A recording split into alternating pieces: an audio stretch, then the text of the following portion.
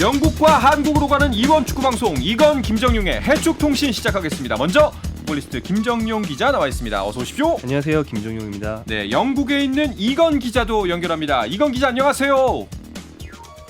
네, 안녕하세요. 영국 런던에 있는 이건입니다. 네, 자, 첫 번째 소식은요. 많은 분들이 관심 갖고 계신 한국 축구 대표팀 감독 후보군 중에 한 명의 이름이 나왔습니다. 이 소식부터 이야기해 볼 텐데요. 김정윤 기자, 어떤 사람의 이름이 언급이 됐죠? 네, 스페인 사람인 호세 보르달라스 감독이라는 분이 해외 매체의 보도에서 먼저 이름이 해외 거론이 매체요? 됐어요. 네, 그러니까 스페인 매체들이 이 사람이 한국 대표팀 감독 후보로 거론되고 있다고 네. 이제 여러 매체가 보도를 했고요. 이분은 지난해 6월 발렌시아에서 경질되고 나서 반년 넘게 팀 없이 지금 쉬고 있기 때문에 한국 대표팀이 만약에 이제 무직인 사람을 우선 접촉한다면 접촉할 수 있는 사람 중에 한 명이긴 합니다. 다만 이제 이 보도 이후에 축구협회는 공식적으로 접촉한 사람은 현재 없다라고 밝혔어요. 그래서 아마 비공식적인 접촉이나 이런 정도가 아니었을까 생각됩니다. 그렇군요. 이건 기자, 그 보르달라스 감독이 이강인 선수와도 인연이 있다는 이야기가 있던데요. 네, 그렇습니다. 그런데 이 인연이라는 게 그렇게 길지는 않고 살짝 가느다란 실 같은 인연인데요. 보르달라스 감독이 2021년 5월 말에 발렌시아에 부임을 했습니다. 그 당시에는 이강인 선수가 발렌시아 소속이었어요. 하지만 이강인 선수가 그해 8월 말에 발렌시아 구단과 계약을 했고요. 마요르카를 기적하면서 제대로 이 보르달라스 감독과의 그런 사제의 열을 맺지는 못했습니다. 대신에 보르달라스 감독이 발렌시아에서 경질하고 난 후에 구단을 비판을 했는데 그 비판 내용 중에 이강인 선수가 정말 좋은 선수였는데 구단이 방출을 하라고 지시를 했다. 이거는 좀 나로서는 이해할 수 없는 결정이었다라는 그런 말을 한 적은 있습니다. 알겠습니다.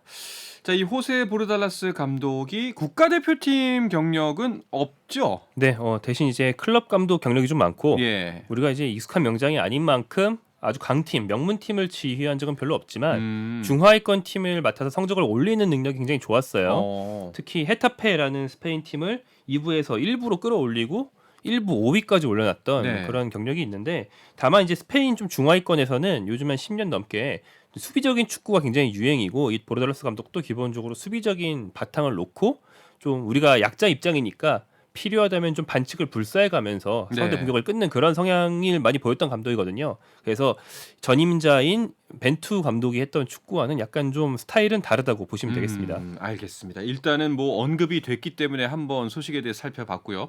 자, 그런가 하면 벤투 감독은 폴란드 대표팀 감독 최종 후보에 올랐다라는 소식이 있어요.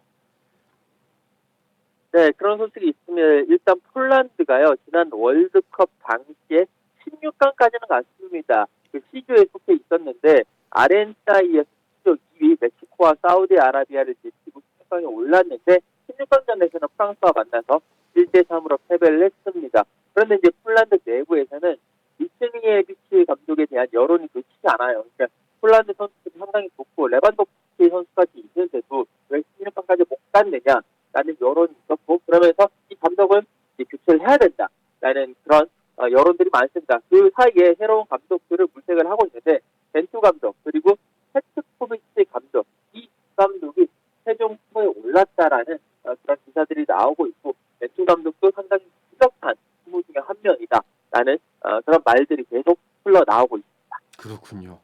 알겠습니다. 자, 이제 유럽파 선수들 소식으로 넘어가 볼까 합니다. 이건 기자, 손흥민 선수가 지난 북런던 더비에서 마스크를 벗고 출전을 했습니다. 이제 마스크는 안 써도 되는 건가요? 네, 그렇습니다. 손흥민 선수 북런던 더비에서 마스크를 벗고 안면 보호 마스크를 벗고 경기를 펼쳤는데요. 사실 안면 보호 마스크 쓰면서 시야를 많이 가려서 경기력에 큰 곤란을 겪었습니다. 특히나 이 가까운 쪽 부를 보는 게 힘들다라고 얘기했을 정도였는데 이제 의무팀으로부터도 마스크를 벗어도 된다라는 이야기를 들었고 손흥민 선수가 지난해 이제 11월 1일 마르세유 원정에서 얼굴을 다쳤는데 그 이후에 수술하고 그리고 월드컵을 앞두고 안면 보호 마스크를 썼거든요. 그 당시에 쓰면서 8주 정도 착용을 해야 된다라는 진단을 받았는데 그 이후로 약간 지금 한 8주, 9주, 그 정도 딱 지났습니다. 그렇기 때문에 결국에 마스크를 이제 탈출하는 데 성공을 했고 더 이상은 마스크를 쓰지 않고도 경기를 펼칠 수 있게 되어서 향후 있는 그런 상황입니다. 아 정말 다행입니다. 사실 정말 이게 좀 심각한 부상, 더 장기화되면 어떻게 할까 싶었는데 그래도 정말 그 딱 정해진 시간만큼 동안 회복을 했고 8주, 9주가 지나서 마스크를 벗게 돼서 다행이라는 생각이 드는데 근데 마스크를 벗고 경기에 나서기까지 했는데도 토트넘은 완패를 했죠. 네, 손흥민 선수가 이제 마스크 벗고 풀타임 소화를 했지만 북런던 더비 아스널과의 라이벌전에서 토트넘이 졌습니다. 전반에만 2골이 터지면서 아스널이 2대 0으로 완승을 했고요. 아스널이 지금 리그 최강이죠. 네. 1위를 달리고 있는 팀이고요. 이번 시즌 북런던 더비를 2번 했는데 2번 모두 2골 차리 아스널로 이기면서 우승을 향해 순항 중이에요. 그리고 이제 2경기 모두 아스널이 이긴 건 9년 만이라고 합니다. 좀 안타깝습니다. 이 경기 전에 현장 취재 가셨죠? 네, 현장에서 취재를 하면서 토트넘의 패배, 특히나 내용도 그렇고 결과도 그렇고 다 패배한 걸 보면서 토트넘 팬들의 엄청난 분노도 현장에서 느꼈습니다. 그리고 이제 그 분노가 조금 안 좋은 방향으로 나오긴 했는데 경기가 끝나고 난 다음에 아스널의 그 램지데일 골키퍼 손흥민 선수, 해리케인 선수의 슈팅을 너무나 다 막아내면서 아스널 승리로 이끈 그 골키퍼였는데 토트넘 팬들 입장에서 그 골키퍼가 너무 얄미웠던 것 같아요. 그러면서 이 램지데일 골키퍼가 경기 끝나고 자신의 그런 기여들, 자신의 여러 가지 물품들을 챙기러 골대 뒤에 광고 전광판 쪽으로 걸어갔거든요. 그때 토트넘 팬 한 명이 그쪽으로 쫓아 내려오더니 바로 이제 그 람스델 골키퍼를 발로 차버렸어요. 그러면서 이것이 이제 나중에 양팀 선수들 간의 그런 몸싸움까지도 나오게 됐고요. 그 팬을 발로 차고 도망갔는데 결국 토트넘이 그 팬을 CCTV 같은 걸로 해서 찾아냈고 그리고 경찰에 넘겼고요. 그 팬은 이제 조만간 6월 달에 법정에 나서서 여러 가지 이제 또 법적인 판결을 받게 될 그럴 예정입니다. 그렇군요. 네, 이날 굉장히 재밌는 모습이 있었는데 이제 맞기만 하면 아스널 선수가 피해자인 거지만 그 뒤로 토트넘 측과 몸싸움을 벌이고 하면 쌍방이 되면서 아스널 선수들도 징계를 받을 수가 있잖아요. 그러니까 싸움이 나려고 하니까 아르테타 감독이 선수들을 이렇게 정말 전속력으로 쫓아가가지고 한 명 한 명 떼어놓고 빨리 돌아가 토트넘 선수들이랑 떨어져 이러면서 싸움을 얼른 말리더라고요. 현명했네요. 우승해야 되는데 싸우지 마라. 그렇죠. 네. 현명했습니다. 자, 그런데 뭐 경기 아까 말씀하셨지만 경기 결과도 그렇고 경기 내용도 그렇고 사실 좀 많이 실망스럽고 안타까웠습니다. 특히나 말이 많이 나오는 게 손흥민과 페리시치의 조합. 여기에 대해서 정말 말이 많아요. 네, 왼쪽 윙어로 주로 뛰는 손흥민 그리고 네. 왼쪽 윙백 페리시치. 호흡이 가장 잘 맞아야 하는 바로 옆에 있는 선수들이지만 시즌이 반이나 지났는데 아직 안 맞고 있어요. 두 선수 모두 자기 대표팀에 가면 굉장히 잘함에도 불구하고 뭐 시간이 해결해 줄 줄 알았는데 오히려 시간이 지나면서 더 안 맞는 듯한 그런 안 좋은 느낌도 있고 이날은 손흥민 선수가 침투하는 페리시치에게 스루 패스를 줬는데 페리시치가 놓쳤거든요. 놓치는 것까지도 좀 아쉽지만 그 뒤에 페리시치와 손흥민이 순서대로 이제 짜증을 내는 듯한 모습까지 보여주면서 본인들도 좀 압박감을 많이 받거나 감정이 좀 상해 있는 게 아니냐라는 우려까지 이어졌습니다. 그 이제 일단은 뭐 국내 언론에서는 사실상 뭐 그리고 국내 여론에서는 당연히 손흥민 선수 팔이 안으로 굽기 때문에 페리시치는 왜 저러는 거냐라는 여론이 많은데 현지에서는 이 손흥민 페리시치에 대한 이야기 어떻게 나오고 있나요? 일단 그 아스널과의 경기 그 장면에 대한 이야기는 뭐 크게 많지는 않습니다. 어떻게 보면 이제 우리야 늘 손흥민 선수를 지켜보고 손흥민 선수 위주로 경기를 보다 보니까 그 부분이 크게 부각이 됐지만 영국 내에서는 아니 선수들이 뛰다 보면 그럴 수도 있고 서로 짜증낼 수 있는 거 아니냐 라면서 그 부분 자체에 대해서는 크게 신경을 쓰지는 않고 있습니다. 다만 이제 영국 매체들이 이 경기에서 세세뇽 선수를 왼쪽 풀백으로 선발로 출전시키는 게 아니라 페리시치 선수를 썼었어야 된다라고 주장을 하더라고요. 약간 결과론적인 이야기이긴 한데 그런 식으로 주장을 하면서 콘테 감독을 때리고 있고요. 그리고 또 일부 영국 언론들, 일부 영국 기자들이 콘테 감독 기자회견에서 좀 질문을 히샬리성을 이제는 중용을 해서 손흥민 선수가 다시 그런 경기력을 되찾는 게 도움을 줘야 되는 거 아니냐라고 질문했어요. 약간 베베 꼬면서 결국 히샬리성 선수를 써라라는 이야기였는데 여기에 대해서 콘테 감독은 손흥민 선수가 로봇이 아니고 사람이다. 뭐 잘 될 때도 있고 못될 때도 있다. 그러면서 변화하는 모습을 보이면서 약간의 감독과 언론의 시각차도 보여주고 있습니다. 네. 자, 토트넘 시즌 초반 좀 잘 나가는 느낌이 있었는데 빨리 반전의 계기를 마련해야 할 것 같습니다. 그런데 다음 상대도 강팀이에요. 맨시티를 만나죠. 네, 맨체스터 시티와의 경기는 지난해 9월 열려야 했지만 그 엘리자베스 2세 여왕의 서거로 연기됐던 네. 경기입니다. 오늘 20일 오전 5시 한국 시간 오전 5시 새벽에 열리고요. 맨체스터 시티의 홈 경기입니다.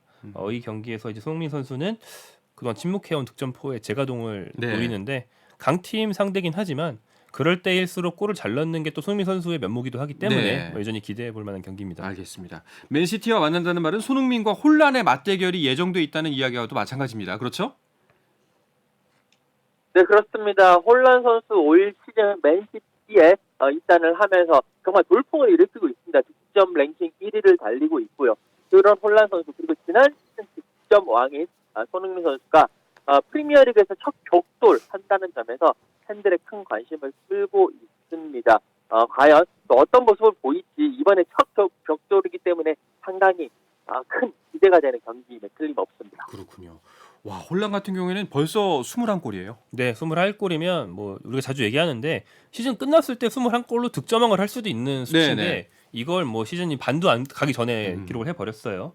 노르웨이 출신의 아직도 유망주 나이인 이 공격수 혼란 프리미어리그로 이번 시즌 이적한 뒤에 정말 놀라운 퍼포먼스를 보여주면서 이미 득점왕을 예약했다라는 말이 나오고 있고 득점 2위 해리케인과 골 차이를 6골로 벌려놓고 있습니다. 네. 나아가서 역대 최다골까지 바라보고 있는데 음. 다만 이제 맨시티 입장에서 약간 불안하고 토트넘 입장에서 좀 희망을 가질 만한 부분은 최근 혼란의 기세가 좀 주춤하다. 그래서 이제 맨체스터 시티의 과르디올라 감독이 내가 잘못 활용한 탓이다라고 인터뷰까지 했을 정도로 혼란이 좀 주춤하다는 건 토트넘이 좀 공략할 수 있는 구석이 될 겁니다. 알겠습니다. 자, 우리의 바람은 뭐 아무래도 토트넘 그리고 손흥민 선수가 이번 맨시티 경기 특히 강팀을 상대로 이긴다면 더욱더 좋은 전환이 될 수 있으니까요. 좋은 모습을 보였으면 좋겠습니다. 다른 팀들도 좀 살펴볼까 하는데요. 자, 맨체스터 유나이티드나 뉴캐슬과의 격차 뭐 더 벌어지면 안 되는 상황인데 토트넘 위에 있는 맨유와 뉴캐슬 오늘은 맨유가 무승부로 경기를 마쳤네요. 네, 맨체스터 유나이티드가 중위권에 있는 크리스탈 팰리스와 1대1 무승부에 그쳤어요. 맨유의 브루노 페르난데스가 선제골을 넣었지만 후반 추가 시간 크리스탈 팰리스의 마이클 올리스의 프리킥 골이 나오면서 극적인 무승부가 나왔습니다. 맨유는 프리미어리그 5연승을 달리면서 최근 주춤한 토트넘보다 원래 아래에 있었는데 지금 위로 올라온 거거든요. 네네. 맨유가 계속 상승세를 타고 연승을 이어간다면 토트넘과 격차가 벌어졌을 텐데 그렇지 않아서 토트넘 입장에서 다행이고 현재로서는 이제 아스널이 독보적인 1위고요. 2위부터가 승점이 비슷비슷한데 맨체스터 시티 39점, 맨유도 39점, 뉴캐슬 38점, 그리고 토트넘이 33점입니다. 네. 토트넘 입장에서는 승점 차가 한 5, 6점 정도 나는 2, 3, 4위 그룹을 추격하고 있는 그런 입장이 된 거죠. 그렇습니다. 2위 맨시티와 6점 차니까요. 이번 승부가 진짜 중요해 보입니다. 자, 그런가 하면 울버햄튼의 황희찬 선수는 현재 어떤가요? 이건 기자. 네, 황희찬 선수 그 수요일 새벽에 열렸던 울버햄튼과 리버풀과의 FA컵 재경기가 있었습니다. 그 경기에 아쉽게도 결장했습니다. 전술적인 이유 때문에 선발로 나서지는 못했는데요.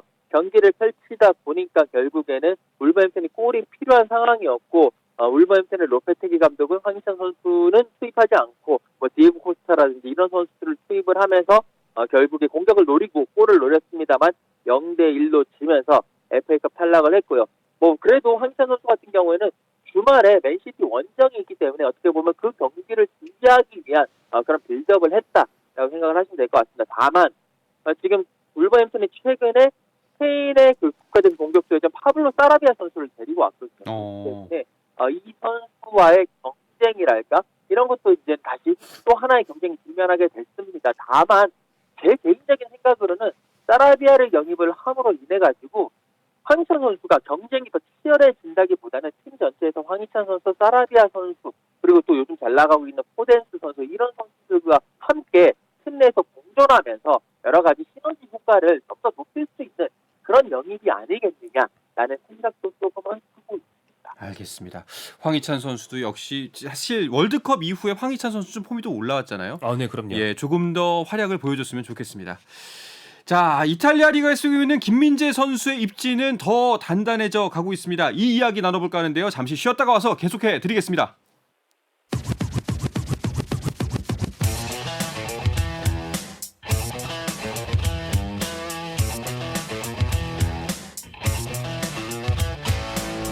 짜릿함이 살아있는 시간 한상원의 스포츠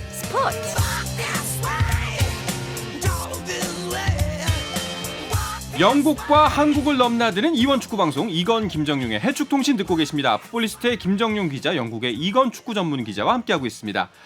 자, 나폴리와 유벤투스 경기 중요하다, 강팀이다 이야기해 드렸는데요. 나폴리가 이렇게 크게 이길 줄은 김정용 기자 몰랐죠. 아, 저만 모르는 게 아니고 대부분 몰랐죠. 나폴리가 유벤투스를 5대1로 꺾었는데 그러니까요. 이런 이변에 가까운 경기 결과 이후에는 꼭 그런 기사가 따라옵니다. 이탈리아 현지에서 누가 그 스포츠 토토를 통해서 뭐 얼마를 벌었다. 예. 따라올 만큼 굉장히 사람들이 예상하기 쉽지 않은 결과였는데 그게 유벤투스가 이 경기에 앞서서 8경기 동안 무실점이었어요. 네. 근데 한 경기에 5골을 넣을 줄은 정말 아무도 몰랐던 거죠. 그렇죠. 몰아서 8경기치를 또 골을 먹었습니다. 그런 겁니다. 예. 이건 기자도 이 소식 듣고 놀라셨죠? 네, 그렇습니다. 저는 그 현장에서 취재를 했는데 나폴리가 유벤투스에게 승리를 할 것 같다는 생각은 했었어요. 하지만 5대1로 정말 대승을 거둔 것 자체가 제가 현장에서 지켜보면서도 많이 놀랐고요.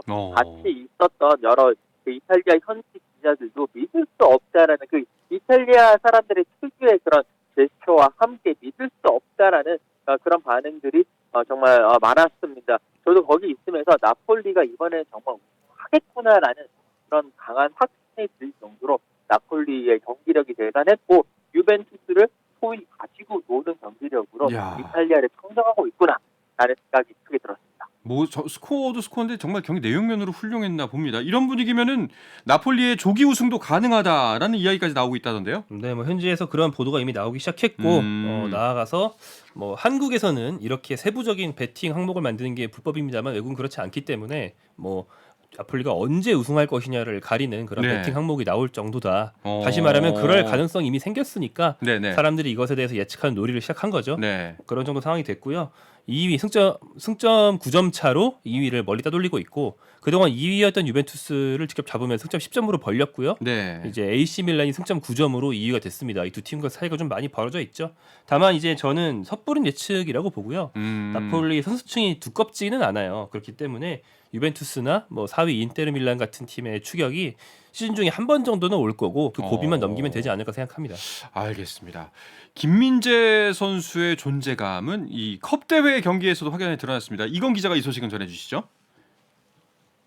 네, 그렇습니다. 이제 유벤투스를 5대1로 대파하고 신바람을 낸 나폴리가 주중에 열렸던 코파 이탈리아 16강전 그리고 리그 최하위였던 크레모네세와의 경기에서 이제 충격패를 당했습니다. 2대2로 무승부를 거뒀고요. 그리고 승부차기 끝에 결국 졌는데 사실 이 경기 김민재 선수가 선발로 출전하지 않았거든요. 나폴리 입장에서는 크레모네세 정도 되는 팀을 상대로 굳이 김민재 선수를 투입시켜야 되겠느냐, 굳이 뭐 선발로 내야 되겠느냐라고 생각을 했는데 경기가 끌려가면서 결국 후반 37분에 김민재 선수가 긴급 투입이 됐습니다만 결국에 패배를 막지 못했고 나폴리는 코파 이탈리아 8강에 진출하는 데 실패를 했습니다. 그만큼 김민재 선수가 없으면 나폴리의 수비가 흔들린다라는 것이 다시 한번 증명이 되면서 김민재 선수의 존재감, 영향력이 크다라는 것을 증명하는 그런 경기였습니다. 그렇군요.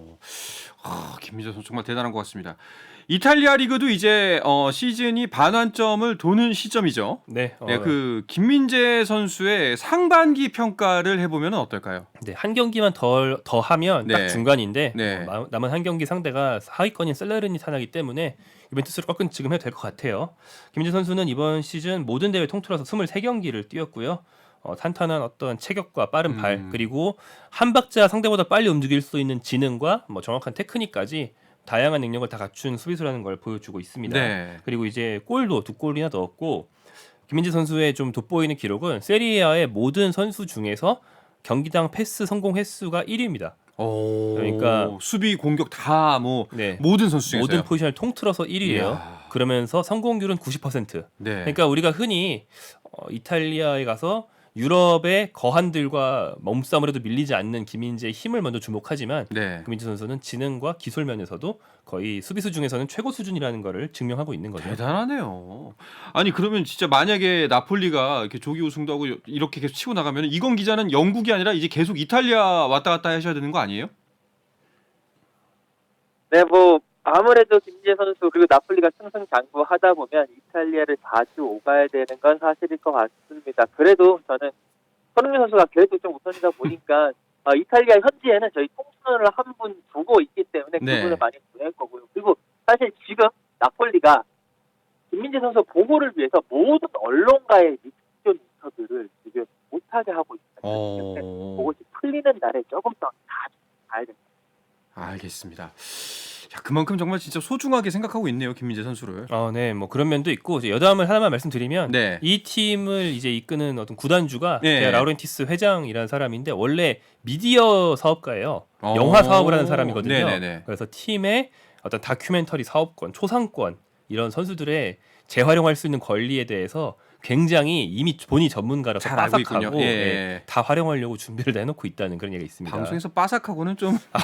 네. 그런데 그래서 네. 이미 한국계 스폰서가 하나 갔어요. 어. 네, 하나 유니폼 보면 한국 회사가 달려 있습니다. 아, 나중에 뭐 이거 섣부른 예측일 수도 있겠습니다만 이제 김민재 선수의 성공 스토리를 다른 매체에서 다큐멘터리나 영화로도 만날 수 있겠다는 생각이 들기도 하네요. 이제 그런 걸 하려면 네. 이 팀의 회장과 이제 협상을 해야 되는 거죠. 알겠습니다. 네. 자, 다른 선수들도 좀 이야기를 해볼까 합니다. 그 이강인 선수와 황인범 선수의 경기 소식도 계속해서 이어지고 있죠. 네, 이강인 선수는 컵 대회 구강컵을 뛰었는데 마요르카가 레알 소시다드에 패배를 했어요. 이강인 선수는 선발로 풀타임을 뛰었고요. 상대 팀에는 이강인 선수의 절친이면서 라이벌로 많이 알려져 있는 일본의 구보 다케오사 네. 선수가 있었는데 뭐 굳이 말하면 판정패라고 많이 얘기를 합니다만 구보 선수는 교체 출전했고 그다음에 소시다드가 원체 마요르카보다 훨씬 강팀입니다. 네. 그래서 뭐 판정패라기보다는 이강인 선수는 충분히 분전했지만 팀 전력차로 패배했다 이렇게 보시면 되지 않을까 싶고요. 황인범 선수는 소속팀 올림피아코스에서도 역시 컵 대회를 뛰었는데 8강 1차전 승리를 이끌었고 매 경기 자신의 능력을 증명하면서 점점 비중이 커지고 있습니다. 황인범 선수 같은 경우에는 이적설이 떴던데요. 네, 인터밀란 이탈리아 명문인 인터밀란에서 황인범 선수를 관찰했다라는 그런 이야기가 돌면서 이적을 할 수 있다라는 뭐 그런 이야기들이 돌고 있습니다. 다만 아직까지는 관찰 단계고요. 인터밀란이 황인범 선수에 대한 관찰을 시작했으니 다른 팀도 시작을 할 거고 언젠가는 올림피아코스를 떠나겠지만 일단은 이번 겨울은 아니다라는 것이 이곳에서 중론입니다. 그렇군요. 만약에 황인범 선수가 이탈리아 리그로 간다면은 어떨 것 같으세요? 잘 어울리나요? 네, 저는 황인범 선수는 뭐 빠르고 네. 뭐 요즘 현대 축구가 원하는 능력을 대체로 갖춘 선수라서 거의 세계 모든 리그랑 잘 맞는다고 생각하는데 다만 이제 프리미어 리그와는 조금 덜 맞는다고 생각하지만 그 밖의 리그는 어디 가도 잘할 거라고 생각하고요. 네. 다만 이탈리아 리그는 외국인 선수 보유 한도 규정이 좀 독특합니다. 좀 빡빡한 편이라서 갈 수 있는지 자체가 그러니까 기량을 높게 쳐도 이 팀의 보유 한도가 안 남았으면 영입을 못할 수도 있거든요. 그렇군요. 거꾸로 말하면 뭐 인테르 밀란을 비롯한 이탈리아 팀들이 황인범을 영입한다면 소중한 그 한 슬롯을 소모할 정도로 정말 높게 친다는 뜻이 됩니다. 알겠습니다. 자, 그렇다면은 또 다른 외국 선수, 외국에 진출한 우리 선수 황의조 선수의 소식은 별다른 소식이 없나요? 네, 아직까지는 더 이상 별다른 소식은 없습니다. 지금 황의조 선수가 올림피아코스에서도 전력의 판정을 받으면서 오도 가도 못하는 신세가 되어 있습니다. 한 시즌에 이제 세 팀을 뛸 수 없다라는 그 피파 규정 때문에 지금 유럽은 아직까지 2022-2023 시즌이거든요. 이미 황의조 선수가 보르도에서 뛰었고 올림피아코스에서 뛰었기 때문에 남은 시즌 동안에는 다른 팀에서 뛸 수가 없습니다. 그렇기 때문에 새롭게 시즌을 시작하는 K리그라든지 J리그, 그다음에 미국 리그라든지 이런 식의 리그에서 뛰어야 되는데 여러 한국, 일본, 미국에서 오퍼는 들어왔다라는 소식이 있긴 하지만 거기에서 조금 더 빨리 더 나갈 소식들은 없기 때문에 조금 더 기다려 보셔야 될 것 같습니다. 그렇군요. 이 겨울이 황의조 선수에게 또 유독 좀 춥게 느껴질 것 같습니다. 빨리 좀 따뜻한 봄이 황의조 선수에게 왔으면 좋겠습니다. 마지막으로 이번 주말 좀 주목할 만한 경기를 짚으면서 오늘 이야기 마무리할까요? 네, 내일 새벽 2시에 금요일 새벽 2시에 파리 생제르맹과 사우디리그 올스타의 친선 경기가 있는데 네. 이걸 말씀드리는 이유는 메시와 호날두의 대결이 될 수도 있기 때문입니다. 네, 좀 주목이 가고요.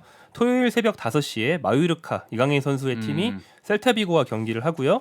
일요일 새벽 2시에는 김민재가 있는 나폴리가 살레르니타나와 경기를 합니다. 그리고 일요일 밤 11시에 황희찬의 울버햄턴이 맨체스터 시티와 경기를 하고요. 월요일 새벽 1시 반에 아스널과 맨체스터 시티의 경기가 있습니다. 그리고 아까 토트넘 일정 말씀드렸는데 네. 토트넘은 주말 지나서 아직 설 연휴인 화요일 오전 5시에 경기를 또 해요. 풀럼과 경기를 합니다. 알겠습니다. 자, 이야기를 끝으로 이번 주 해축통신은 마치겠습니다. 이건 기자 오늘도 고맙습니다. 감사합니다. 네, 풋볼리스트 김정용 기자도 감사합니다. 고맙습니다.